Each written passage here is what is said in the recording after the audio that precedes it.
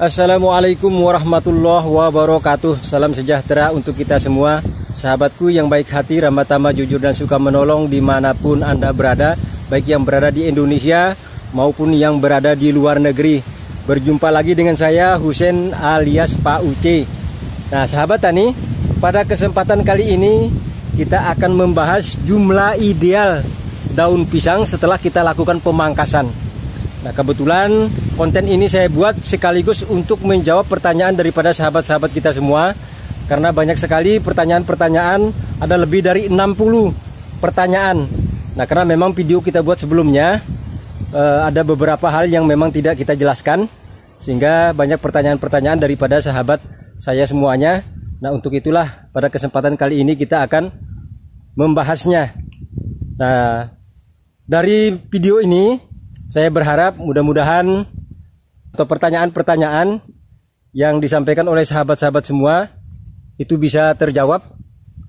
Nah sahabat tani, sebelum kita lanjutkan ya Pak Husein mohon dukungannya dengan menekan tombol subscribe bagi sahabat saya yang belum subscribe, dan jangan lupa aktifkan ikon lonceng notifikasinya agar setiap saya upload video sahabat selalu lebih awal mendapatkan informasinya. Dan juga jika berkenan bisa like, share, dan komen. Nah sahabat tani, pada kesempatan kali ini dari berbagai macam pertanyaan dari sahabat-sahabat, saya menyimpulkan ada beberapa pertanyaan, mudah-mudahan mewakili untuk semuanya. Pertanyaan pertama, kenapa daun pisang harus dipangkas? Apa manfaatnya pemangkasan daun pisang? Nah sahabat tani, pertanyaan ini banyak sekali dari sahabat-sahabat kita yang menanyakannya. Adapun yang manfaatnya, yang pertama untuk menghentikan aliran nutrisi agar pertumbuhan pohon pisang kita lebih maksimal dan buahnya pun juga akan menjadi lebih optimal, baik dari segi kuantitas maupun dari segi kualitas. Ya karena kita menghentikan aliran nutrisinya. Kemudian yang kedua, untuk mengurangi kelembaban pada rumpun pisang kita agar penyebab-penyebab seperti penyebab penyakit seperti jamur, virus, dan bakteri serta perantara penyakit lainnya ya seperti serangga, kumbang, dan berbagai macam cendawan tidak akan hidup, tumbuh, dan berkembang di area rumpun pisang kita sahabat tani. Maka dari itu kita harus melakukan pemangkasan. Ya kelembaban ini akan sangat berbahaya sekali bagi tanaman kita, apalagi di musim penghujan. Yang ketiga, agar sirkulasi udara dan suplai oksigen serta suplai sinar matahari untuk fotosintesis akan berjalan lebih optimal. Sehingga dari daun, kemudian batang, sampai kepada rumpun pisang kita dapat terkena sinar matahari dengan baik sahabat tani. Sehingga tidak gampang lembab seperti poin yang kedua tadi. Kemudian yang keempat, untuk mengurangi beban pada batang semu pisang. Nah sahabat tani bisa lihat. Nah ini bagian atasnya, kalau daunnya banyak itu maka beban akan menjadi bertambah berat, sehingga pada saat diterpa angin, apalagi ini di musim penghujan, ini sangat berbahaya sekali sahabat tani, di mana tanah yang ada di rumpun pisang kita akan menjadi gembur ya. Kemudian dengan terjadinya gembur diterpa angin, sementara bagian atasnya pada daun-daun pisang ini dipenuhi oleh daun, bebannya berat sehingga akan menjadi gampang roboh sahabat tani. Nah inilah manfaat kenapa kita harus melakukan pemangkasan sahabat tani. Kemudian pertanyaan berikutnya yang selalu dilontarkan juga oleh sahabat-sahabat kita adalah kapan pemangkasan harus dilakukan dan berapa jumlah idealnya. Nah sahabat tani, untuk melakukan pemangkasan itu biasanya kalau saya lakukan pada usia rata-rata 4 bulan sahabat tani.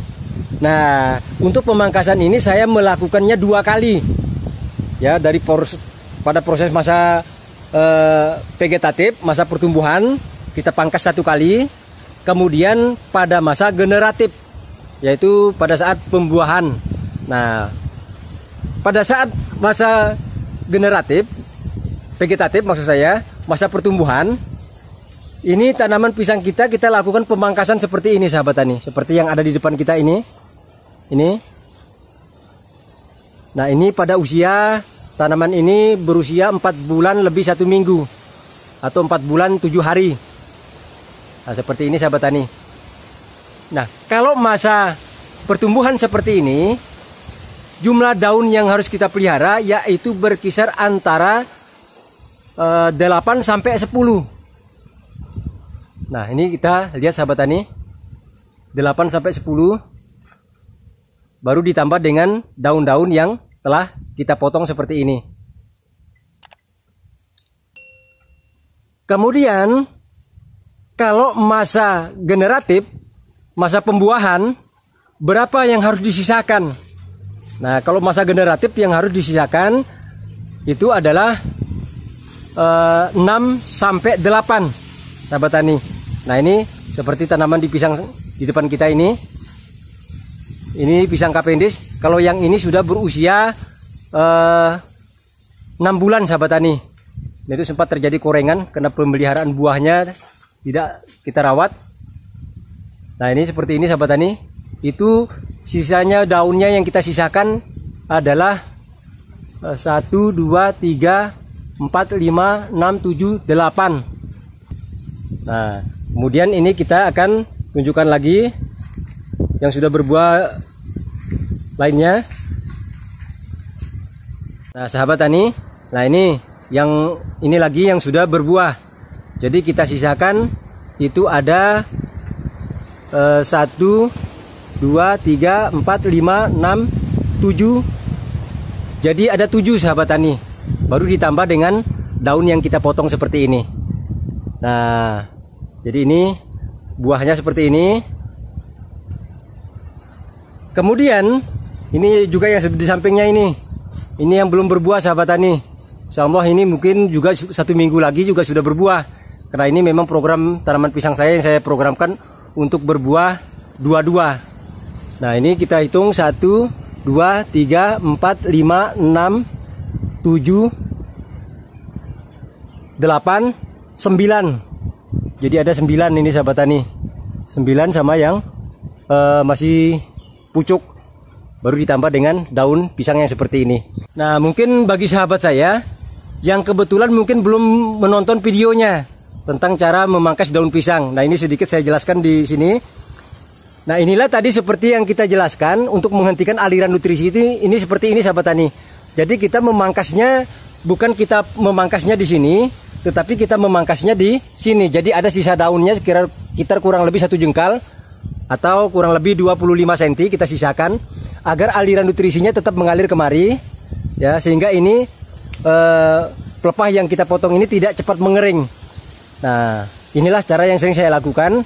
Tetapi kalau bersifat insidental ya, karena kondisi kadang-kadang karena diterpa angin patah, atau juga mungkin karena terserang penyakit sigatoka atau penyakit bercak daun, maka biasanya saya selalu memotongnya di sini sahabat tani. Kita potong di sini, langsung mepet di sini. Nah, kenapa tidak kita potong di sini pada bagian di bawah daun ini? Nah, kalau kita potong di sini dengan kita potong di sini, ini lamanya batang ini, pelepah ini mengering, itu sama sahabat tani. Jadi mendingan kita potong di sini daripada kita potong di sininya. Ya. Jadi kalau cara saya cuma yang sering saya lakukan 2 ini sahabat tani. Jadi kita potong seperti ini kalau yang daunnya sehat. Tetapi kalau yang karena daunnya sudah patah atau terserang penyakit sigatoka, lebih baik kita potong seperti ini. Nah, yaitu tujuan kenapa kita lakukan pemotongan seperti ini sahabat tani. Mungkin yang belum menonton videonya, nah ini sahabat-sahabat bisa lihat. Apalagi ini musim penghujan, itu anginnya juga luar biasa, itu kencangnya sahabat tani. Nah ini kalau kita tidak lakukan pemangkasan seperti ini, tanaman pisang kita akan mudah roboh. Nah sahabatku sekalian, saya sangat yakin bahwa di luar sana banyak sahabat dan saudara saya yang tentunya memiliki pengetahuan dan pengalaman yang sangat luar biasa.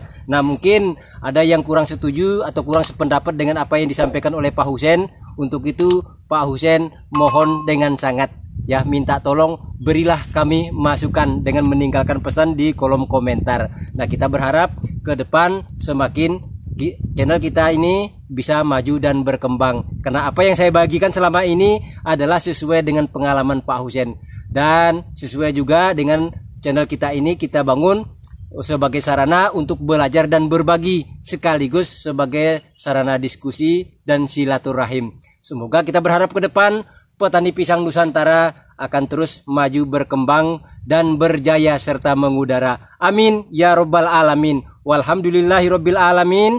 Wassalamualaikum warahmatullahi wabarakatuh. Salam sejahtera dan sukses selalu untuk kita semua.